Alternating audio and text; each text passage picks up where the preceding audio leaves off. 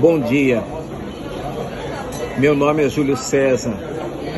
Eu estou aqui para fazer um agradecimento ao Moré André Klein Rosa por estar hoje no grupo dele, por ele ter feito tanta coisa que tem me ajudado. E eu quero agradecer, inclusive, de ter feito o mapa cabalístico feito pelo Moré André Klein Rosa. Quero agradecê-lo por ele ter me ajudado. Quero agradecer a Deus por hoje estar trilhando o caminho da Torá, do judaísmo, da comunidade de Israel.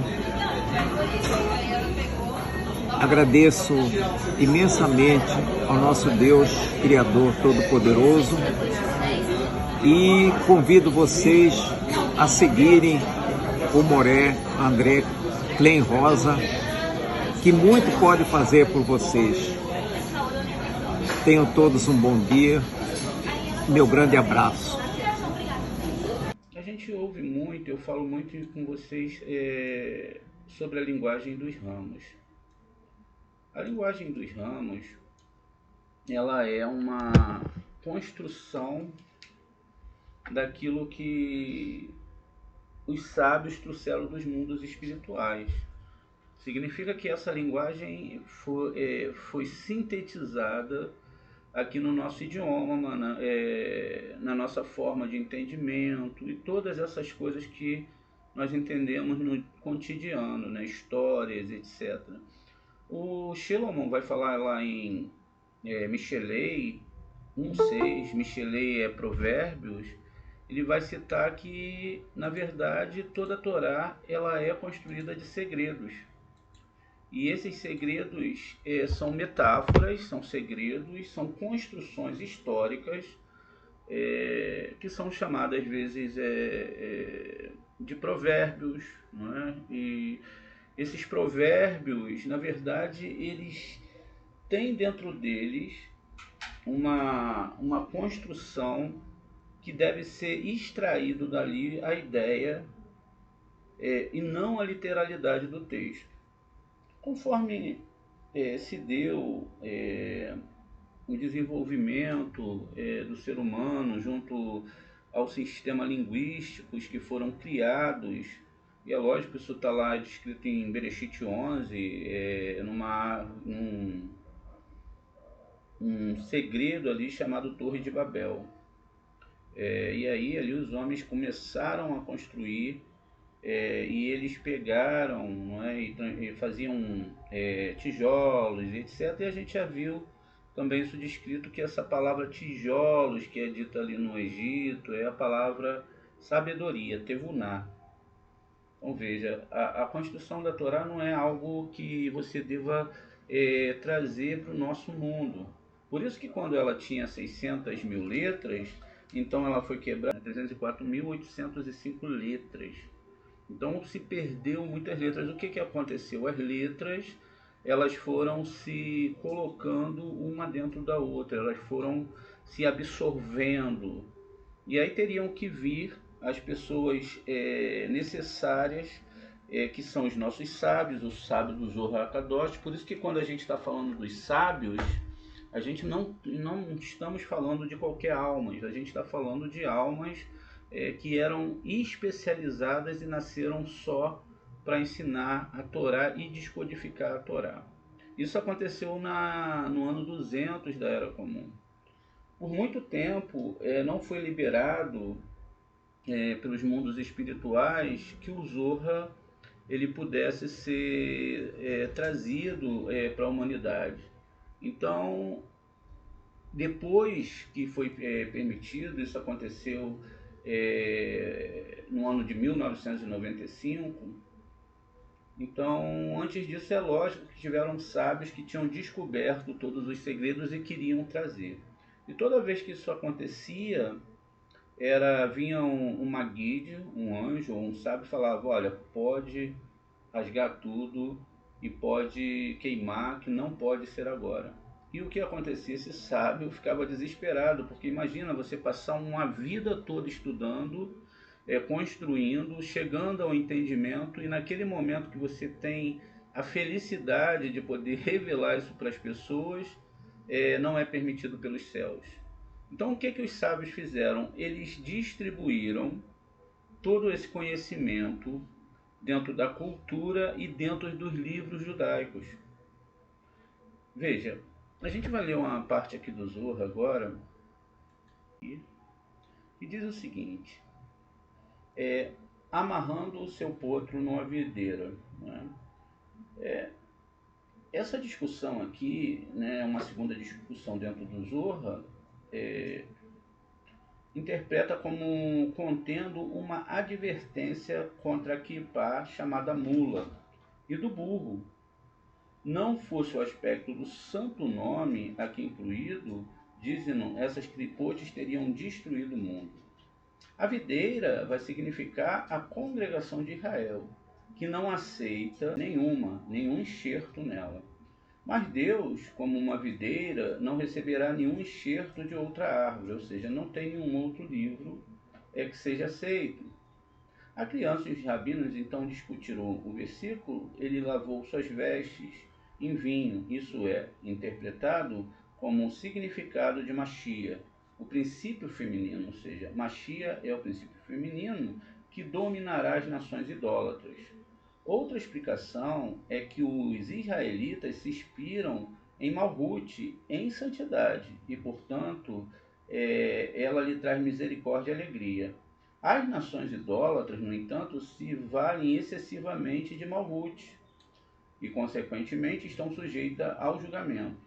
Aprendemos então o significado do versículo: seus olhos são vermelhos como vinho e seus dentes brancos com leite.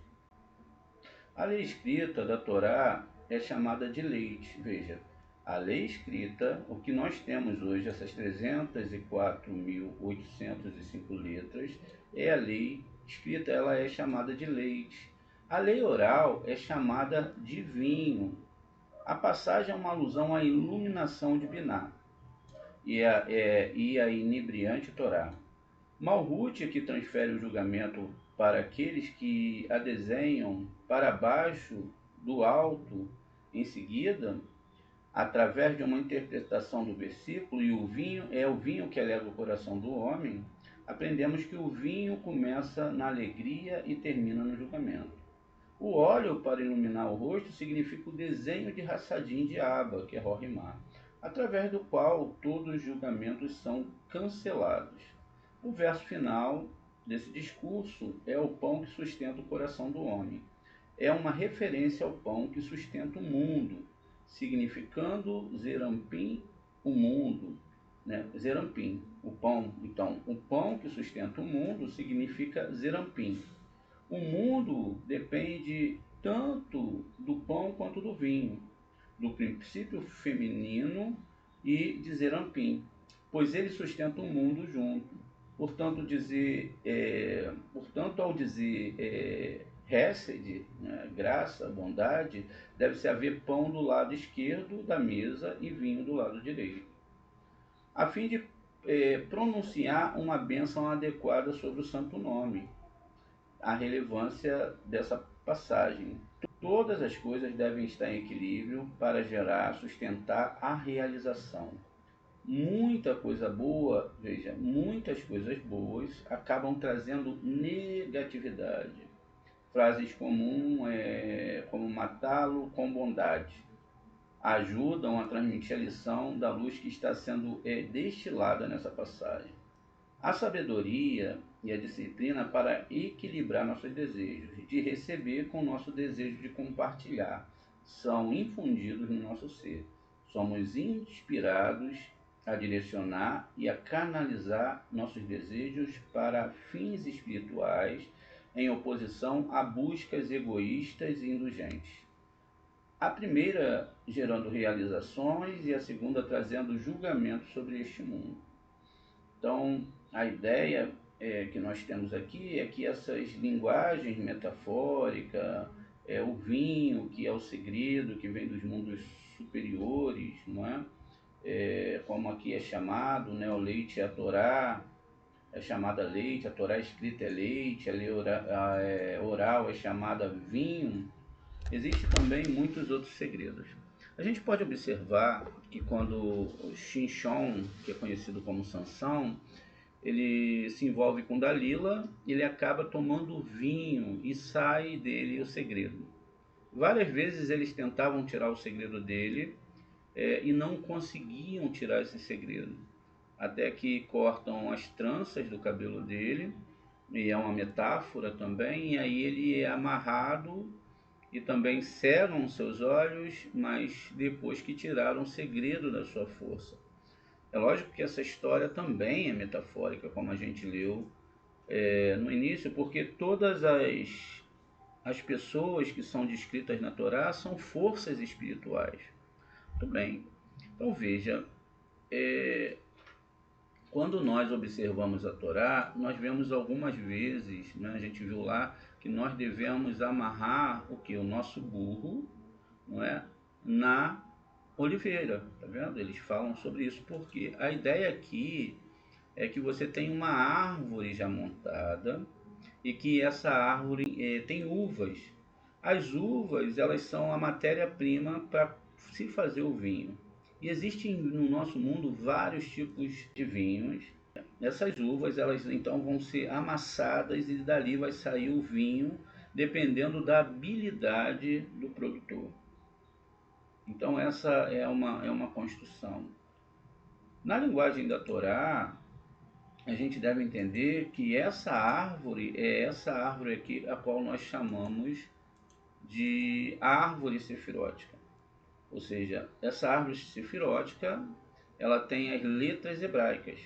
Ela tem letras que vão construir tanto no nível espiritual, psicológico, a construção do que é essa Torá. Por isso, devemos ter a habilidade de aprender a linguagem dos ramos. Isso se dá pouco a pouco, lógico. Muito bem. Então, veja. Aqui nós temos o alfabeto de Metatron. Né? Algumas pessoas podem depois pegar e botar as letras lado a lado. Por exemplo, escrever Bereshit com o alfabeto de Metatron, ela vai ver que esse alfabeto, eles são caminhos na árvore sefirótica, são sefirotes, e elas são ligadas, e essas sefirotes são ligadas, mostrando o que está se falando ali da passagem da divindade até o nosso mundo. Beit, o Aleph, o Beit, esse é o alfabeto de Metatron. Ou seja, toda a Torá, ela era formada com essas letras. É lógico que a gente sabe que ela era formada com essas letras, mas ela tinha 600 mil letras. Mesmo que hoje você desenhe com essas letras, não vai ser a Torá completa ainda. Muito bem. Isso foi o que gerou muito trabalho. Por isso que a espera do Mashiach era que esse Mashiach viesse para explicar a Torá. Essa é a ideia. O Mashiach vai tirar o que da Torá? O Sod. O que é o Sod? Samer, o Vav e o Dalit. Sod tem a mesma gematria da palavra vinho. Sod é segredo. E Sod é o segredo que está dentro das 4 níveis de interpretação da Torá. Ou seja, eu tenho o primeiro nível, que é o Pesha, e tenho mais 2 níveis, e até que eu chego no Sod. Tenho Drash, Remes, e aí eu tenho Sod. Esses outros níveis que são abaixo, eles são interessantíssimos, porque você pode usar todos eles para chegar ao segredo. Mas no final, o segredo é que tem a mesma gematria do vinho. A extração do segredo é que leva ao entendimento real da Torá.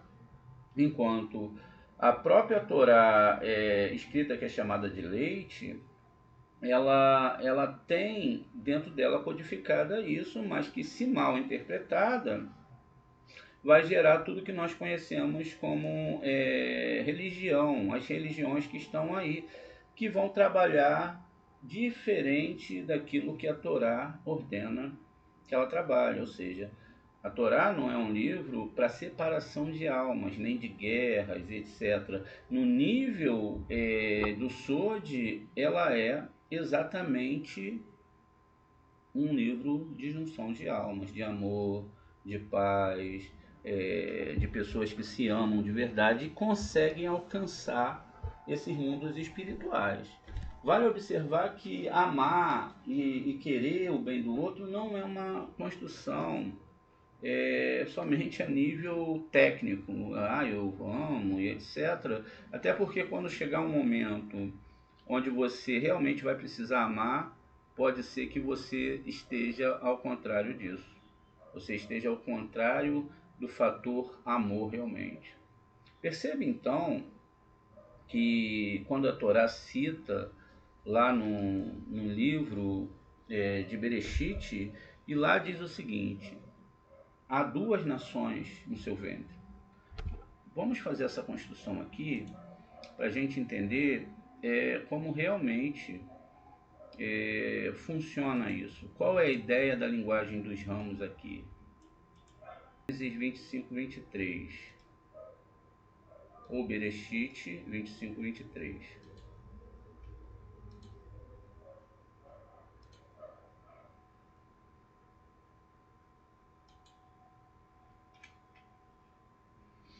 Vamos ver o que é construído. Isaac implorou a Adonai em nome da sua esposa, porque ela era estéril, e Adonai atendeu o seu apelo. E Rívika, sua esposa, concebeu.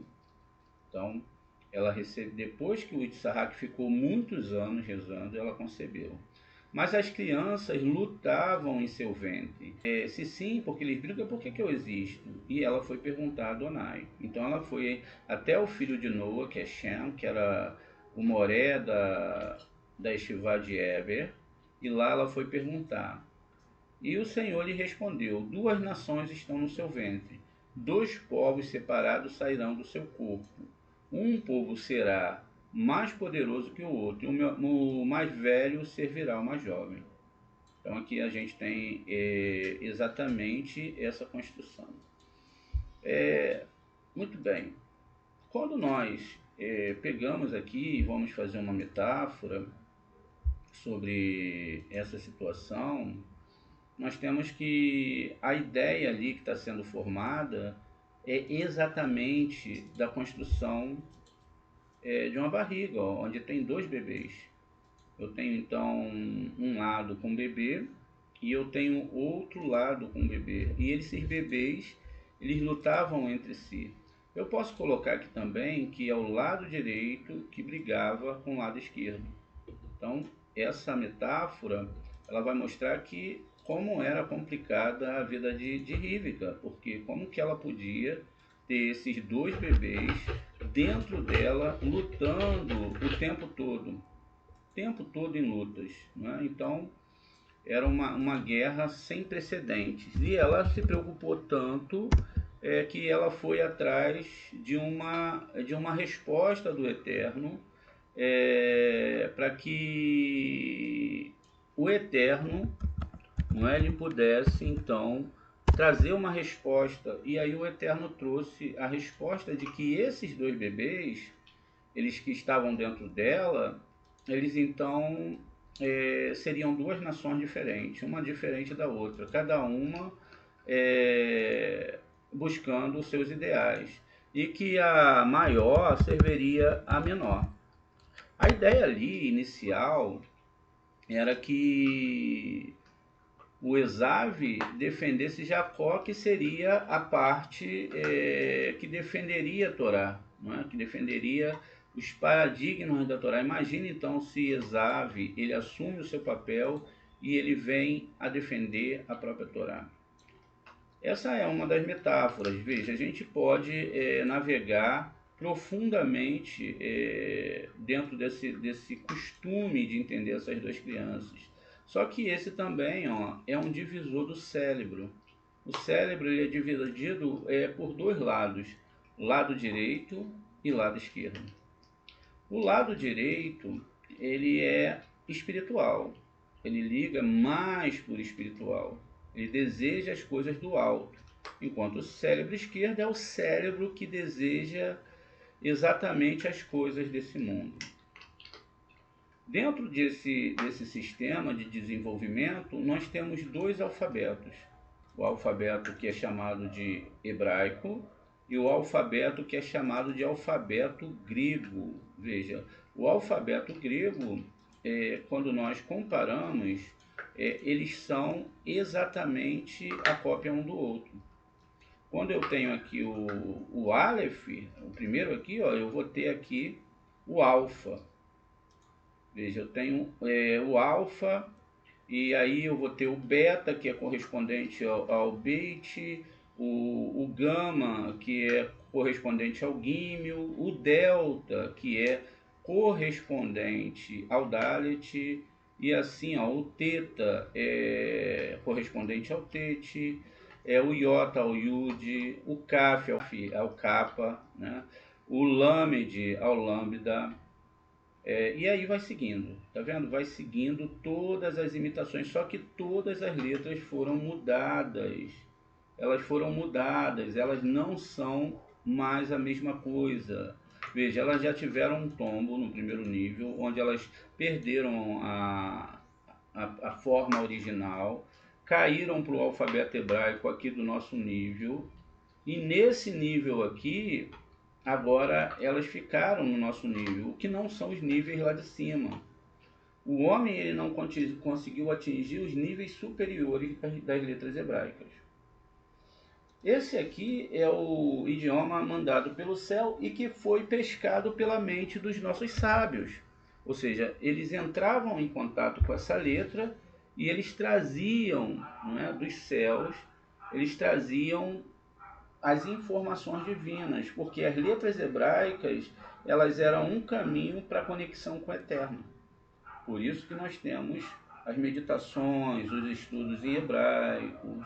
Por quê? Porque essas letras elas não são simples letras, e são letras que devem ser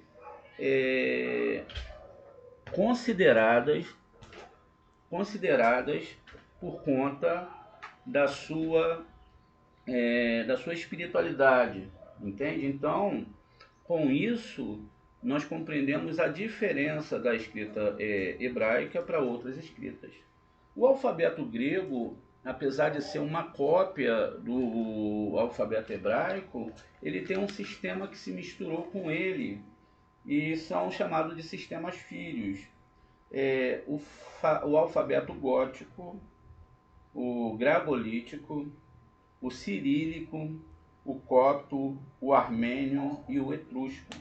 Todas essas letras fizeram uma sopa cultural, fazendo aquilo que nós conhecemos hoje como toda uma mistura, vamos colocar, religiosa. Então nós tivemos todo dentro dessa árvore, tá vendo? A gente tem uma árvore aqui, que ela não dá fruto. Ela é uma árvore que tem até uma mula, um burro aqui, que ele é muito teimoso. E isso está no terreninho, não sejam como o cavalo e a mula, teimosos como o cavalo e a mula.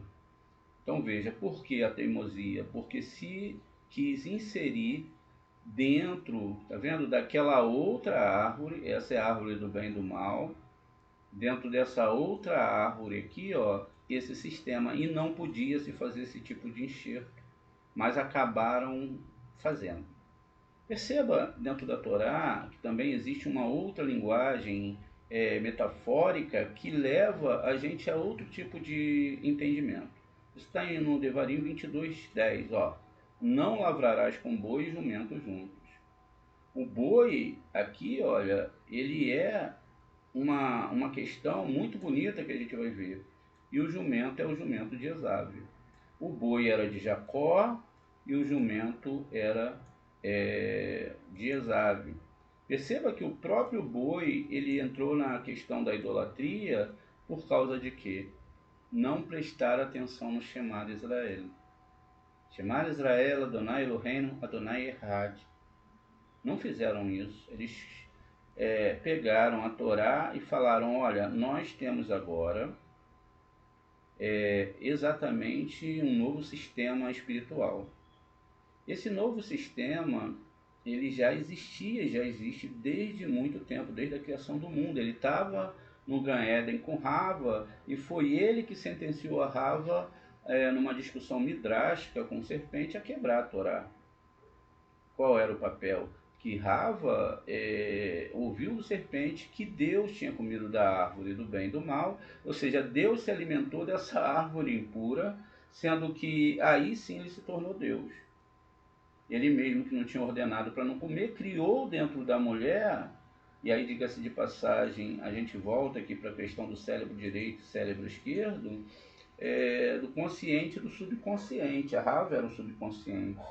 Ela não conseguiu ouvir muito bem a mensagem que não era para comer, e ela acaba então ficando presa somente ali no início. Ela escutou assim bem baixinho, né, essa questão do Shema, essa questão da construção da Torá, ela bem baixinho, como não fosse uma voz somente, mas assim um entendimento muito fraco.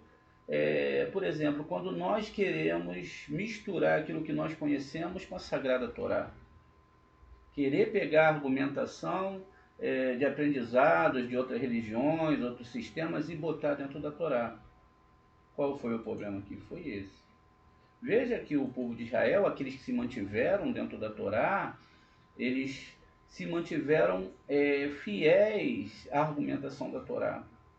Eles se mantiveram fiéis ao nível do estudo da Torá e sobre grande ataque. Já o grego, que foi o sistema que trouxe toda aquela força do corpo para os romanos, onde eles dominaram, foram 4 impérios, na verdade esse quinto é uma mistura do mesmo império grego. E aí então eles conseguiram adentrar com a sua espiritualidade. O que eles fizeram? Misturaram tudo. Eles misturaram tudo a tal forma que eles criaram aqui um novelo dentro da cabeça da pessoa. A pessoa ela não consegue desembaralhar isso de jeito maneira. É preciso de muita espiritualidade, de muita ajuda para tirar esse novelo que foi criado aqui dentro da cabeça da pessoa. Por isso é que a Torá e o Zohar, através do Zohar Kadosh, como a gente vai ver, né, ainda hoje, nas aulas, a gente vai ter mais 2 aulas, mais 3 aulas, e a gente vai ver o problema que isso aqui gerou dentro da onde? Da consciência da psique humana. Quando eu venho para a Torá, eu tenho que estudar a Torá. Veja, eu amarro o meu burro aonde? Aqui, da onde eu vou extrair o melhor vinho. O melhor vinho só pode vir da Torá, da árvore sefirótica organizada de forma correta. Veja, lá do outro lado tem uma árvore sefirótica, a árvore do bem e do mal. É uma mistura tão poderosa que essa árvore, ela tem nela o poder de levar bilhões de pessoas ao erro sobre essa Torá. Mas isso também deixa sobre um aspecto de que nós devemos entender perfeitamente que só há uma forma de chegar à Torá, através dos sábios, através daqueles sábios que são a salvação do mundo. Por isso que quando nós avançamos, não é, dentro da Torá, e já vamos para o livro de Obadias, que é o único, por incrível que pareça, profeta convertido da Torá, que só tem um capítulo. Ele vai falar justamente sobre Edom. Edom é a força que existe dentro do alfabeto grego e daquilo que o corpo trouxe para o nosso mundo. A gente cita aqui o alfabeto grego, mas existem outros alfabetos, mas nenhum povo atacou tanto a Torá como Edom. Edom ele foi criado para atacar a Torá. E aí chega toda essa história de Mashiach, né? Mashiach é uma consciência, não é um homem. Por isso é que essa consciência que podia chegar até nós só podia vir dos nossos sábios, que nunca se envolveram com idolatria, nunca ensinaram e estudaram a Torá para lucro pessoal, mas sempre estudaram com amor aos céus. Por isso é que eles conseguiram trazer, senão eles não conseguiam. Veja, diz que depois virá até o monte de Edom, o monte de Esave, não é? Porque Esave tem a sua sabedoria. E diz que lá, né, virá até o monte Esaú, porque Esaú, depois vocês leiam esse capítulo aqui, ele atacou Israel, atacou a Torá de tal forma que diz que mesmo depois que eles venceram a guerra, eles já conseguiram conquistar tudo, eles esperavam o escondido para matar quem estava fugindo, as mulheres e as crianças. A ideia era exterminar, e é exterminar pelas forças do mal, qualquer pessoa que tenha essa Torá. Porque essa Torá, ela é antagônica à recepção, ela é feita de doação. E aí diz aqui, pois os libertadores marcharão. Veja, aqui nós temos o plural. Por que o plural? Porque nós temos a palavra Moshim. A palavra Moshim, ela é plural de Machias. Ou seja, são vários Machias, são os Machias do Zohar Kadosh, ou seja, a alma dos nossos sábios, que é incrível, como a gente vai ler um texto já, como eles seguram, e são eles os únicos salvadores. Pelo quê?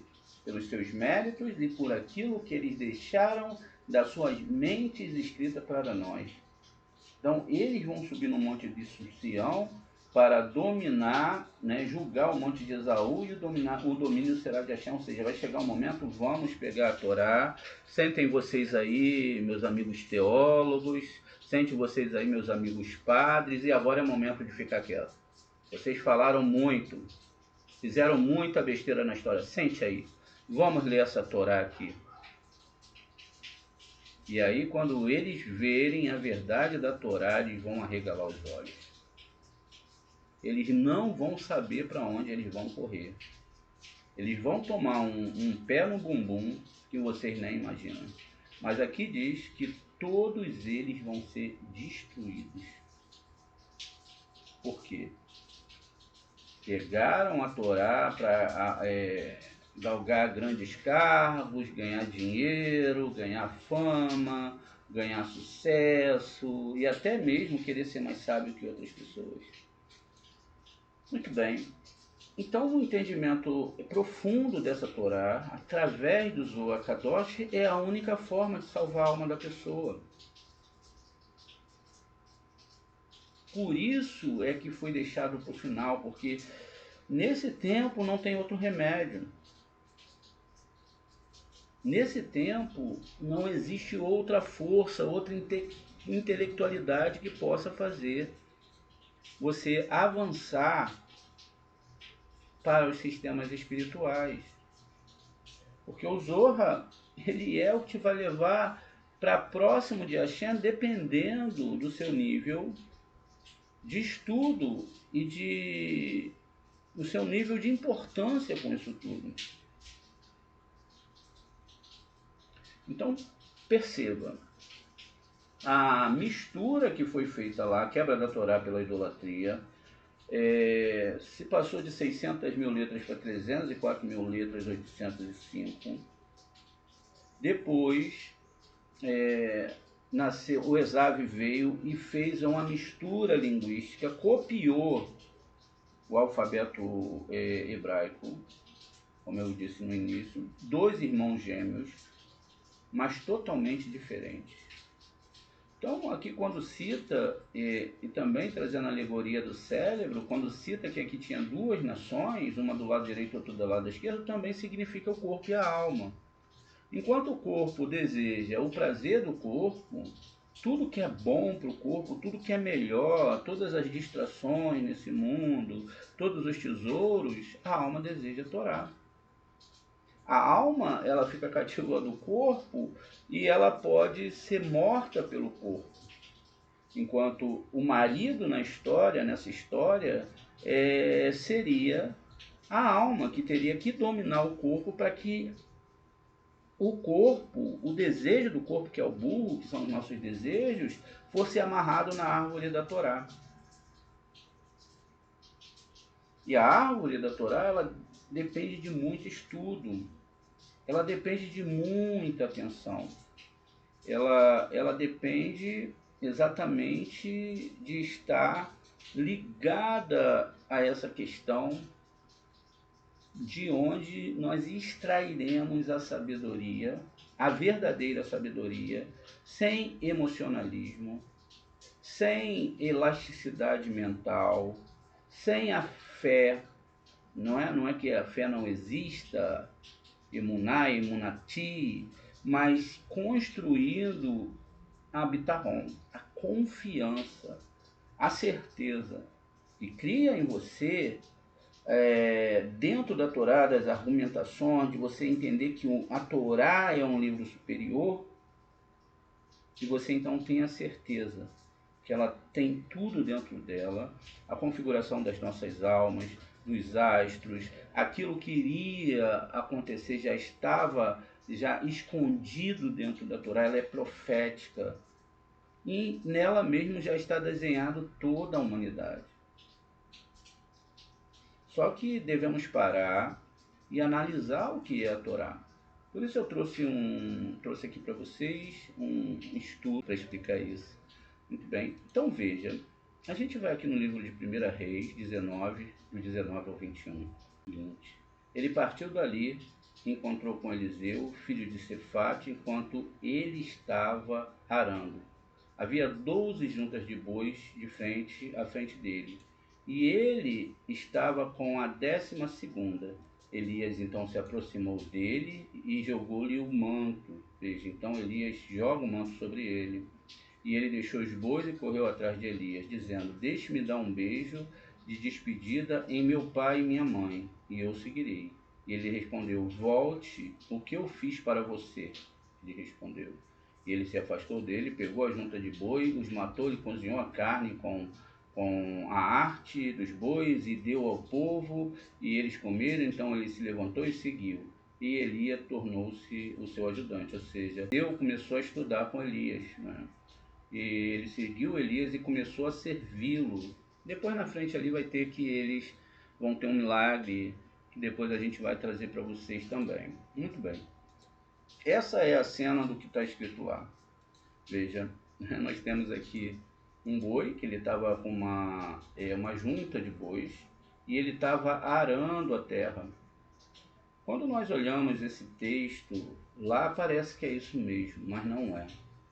Aqui existe um segredo. Qual é o segredo? Que a gente vai descobrir nas letras arcaicas. Veja, existe um alfabeto arcaico, que ele também tem muitas informações. Vamos então comparar as letras que são citadas aqui através das metáforas, das ferramentas, do ser humano e do animal. Aqui eu tenho a letra Aleph. Aqui no alfabeto arcaico, ele é representado pelo boi. Então veja, o boi representa a letra Aleph e ela está aqui no boi. A letra Zain, que é a próxima letra, ela está aqui, ó, representando a ferramenta, uma arma ou a ferramenta que vai arar a terra. Você lembra que quando a gente vai arar a terra, a gente precisa de uma ferramenta. Por isso que Deus fala: vocês devem arar a terra. Não tem nada a ver com o sistema literal. A próxima letra é a letra Re. E a letra Re, ela é então o que representa um homem rezando. Tá vendo? Então, olha, o homem estava rezando. Então, toda essa metáfora ela começa a ser construída. Se ele estava rezando, ele estava meditando nessas letras. A letra Lâmede vai representar uma ferramenta, tá vendo? A ferramenta que tem aqui que serve para fazer o boi andar. Então, enquanto ele catuca o boi aqui, ou impulsiona aqui sobre as costas do boi, o boi sente o atrito do lâmede ou da ferramenta e ele começa a andar. E a letra Rei, como a gente viu, e a letra Kaf. A letra Kaf representa a mão que está segurando tanto o lâmede quanto está segurando aqui, mantendo o boi sobre uma direção. Bem, a gente deve agora entender que aqui ele estava com a 12ª junta de boi, tá vendo? Que na verdade, quando nós contamos as letras pelo seu valor ordinal, a ordem que elas têm dentro do alfabeto hebraico. E a 12ª letra era a letra Lâmede. Veja, é ela que conduzia o boi, era ela que ele usava então para manter uma direção. Ela é uma das letras centrais junto com o Mem. E aí, como ela é a 20ª, aqui é a 22ª, o Mem é a 23ª.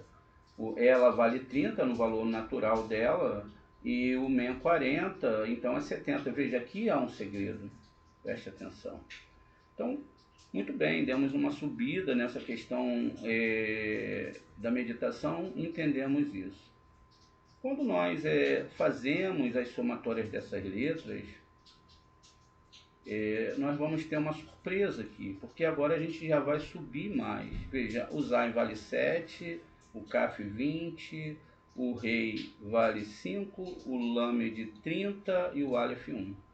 Então eu vou ter aqui uma gematria de 63, porque 50, Kaf com Lamed, 50, 57, com 5, 62, com 1, 63. Vamos subir mais a consciência em relação a esse número.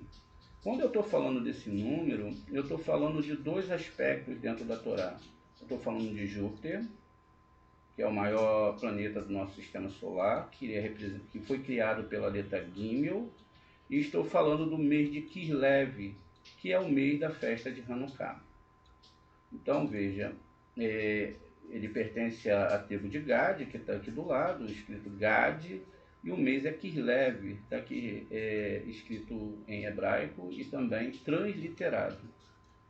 Transliterado é porque a gente bota o mesmo som que tem em hebraico, não é? Então isso não é uma tradução, é uma transliteração. Então quando nós descobrimos aqui esse segredo, a letra Samer vale 60 e a Gimel vale 3, que vai me dar o mesmo resultado gemátrico da conta que eu fiz aqui acima, 63. Então a gente está avançando, veja, muito bem. 63 equivale ao mês de Kislev, que é a festa de Hanukkah, que diz que lá houve um grande milagre, onde um pequeno pote de óleo ficou aceso por 8 dias. Quando eu pego então e faço o nome do Eterno, e eu faço uma abertura no nome do Eterno, seja Yud, Revav, eu abro com de uma mão aqui, olha, eu tenho 20 mais 15, mais 13, mais 15, que vai me dar 63. 63 é uma abertura do nome do Eterno, é um fator espiritual elevadíssimo que controla uma parte dos mundos superiores. Então eu vejo que esse 63, que está lá em cima, que eles estavam fazendo meditações, abrindo nomes cabalísticos para chegar à concepção dos mundos superiores. E que não é simplesmente aquilo que está ali no texto. Então eu pego o Kaf, que é a mão, e vou dividir por 2, então eu tenho 10. Eu pego então 60 mais 3, que é 63, que é a somatória do nome, e divido e subtraio dela 10, e aí eu tenho 53, que é uma outra abertura. Veja agora de uma forma diferente. Aqui eu estou Yud, Ri, Vav, Ri com Yud, e aqui embaixo agora eu tenho Yud, Re, Re, Vav, Alif, Vav, Re, Re, que vai me dar uma guimatria de 53. Perceba então que o 53 também é a palavra Gan, de Gan Eden. E novamente, agora do outro lado, eu faço ao contrário. Eu pego e vou somar, não é? Agora, nos 63 aqui, eu somo 10. Negativo, lado esquerdo, positivo. Eu somo 10, então eu tenho 73. 73 é a palavra Rohimá, que é aquela Sefirá superior. Então agora a gente imagina o que esses profetas estavam fazendo. Eles estavam meditando, acendendo as letras hebraicas para chegar nos mundos superiores. Então, Rohimá está aqui, ó, eu tenho 8 do Het, 20 do Kaf, o Men 40 e o Re 5, que vai me dar 73, exatamente o que eles estavam fazendo, atraindo as luzes dos mundos superiores. E com isso, a gente sabe que no próprio judaísmo é falado muito sobre o Golem. Veja, o Golem ele é formado de um Gimel, um Lamed, que é 30, e um Men, que é 40. Ou seja, o Gimel, que é Júpiter, mais as duas letras centrais. O Lamed é o mês de Tisherei, já o Men é Maim Kuvim, representa a água. Então eu tenho 73. Então fazer um Golem é meditar nas letras hebraicas para construir um corpo espiritual para receber essa Torá. Muito bem, essa é a nossa primeira aula. Aguardo vocês na próxima aula para a gente continuar a entender essa Torá e esse mundo fantástico da descodificação da Torá.